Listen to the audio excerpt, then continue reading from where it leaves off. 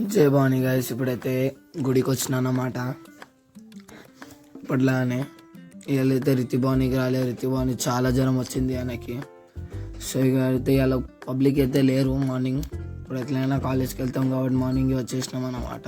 దర్శనం చేసుకుందాం.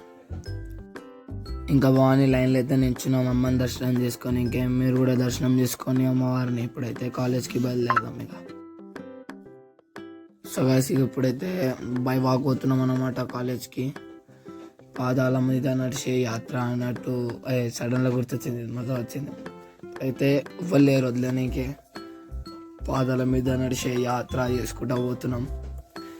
ఇక కాలేజ్ కాడ ఎవరైనా కనబడతా బాగుంది అడిగి తీసుకొని వెళ్తాము. ఇక కాలేజ్ కాడికి వెళ్దాం గైస్. ఇక భవాని కాలేజ్ అయితే 3:30కి పంపారు. ఇవాళ అయితే అస్సలు పంపలే. ఇవాళ ఎంత మా భవానీలు వచ్చి అడిగినా పంపలే, ఎవ్వరు చేసినా పంపలే. సో ఇక మా పిన్ని దగ్గరకు వచ్చిన. మా పిన్ని భవాని అయితే బ్యాడ్మింటన్ వేసింది వేడిగా. గొంతు కూడా నాది ఖరాబ్ అయింది, చాలా ప్రాబ్లం ఉంది. ఇక వేడి నీళ్ళు తాగుతున్నాను అనమాట. ఇక సాయంత్రం పోదాం. భవాని బయటికి వెళ్తే ఇక వాన పడుతుంది. ఇక కరెంట్ కూడా పోయింది. మండపంకి వచ్చినాము, ఎందుకంటే ఇక ముత్తలమ్మ గుడికి పోవాలంటే ఇక వాన పడుతుందని ఆగినాము. ఇక మండపంలో దర్శనం చేసుకొని ఇక మండపంలో మళ్ళీ లాస్ట్కి వద్దామని ఇక మా భవానీల కోసం అయితే వెయిట్ చేస్తున్నాము. మా భవానీలు వస్తే ఇక నడుచుకుంటాను ఎట్లా నన్ను వెళ్తాము. ఇక మండపంలోకి వెళ్దాము. దర్శనం చేసుకుందామంటే భవానీ జర రష్ ఎక్కువ ఉందని ఇక కూర్చున్నాం ఈడైతే. ఇప్పుడు ఇక రష్ అయిపోయినాక ఇక పల్లెకి సేవకి అయ్యి అల్పాహారం చేసుకొని వెళ్ళిపోం.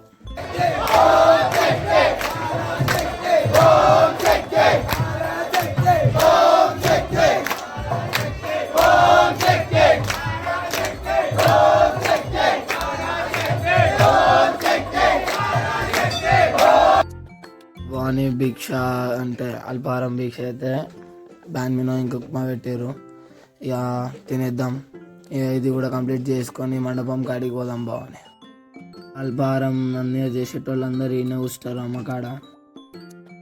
ఇక భవాని మండపంకి వచ్చాం. మండపంలో కరెంట్ వచ్చింది. మా చేతులు ఆడ పెట్టినాం. ఇక ఇక్కడ వెయిటింగ్ చేస్తున్నాం. వాన చాలా పడుతుంది. వాన అయితే ఇప్పుడు చూపిస్తా. ఇక చాలా మీరు చూడొచ్చు, చాలా వాన పడుతుందని మేము కూడా ఇక కొంచెం ఆగినాం. ఇక అయితే లేదు, ఇక మేము కూడా బయలుదేరినాం. సో నెక్స్ట్ వీడియోలో కలుద్దాం. బాయ్.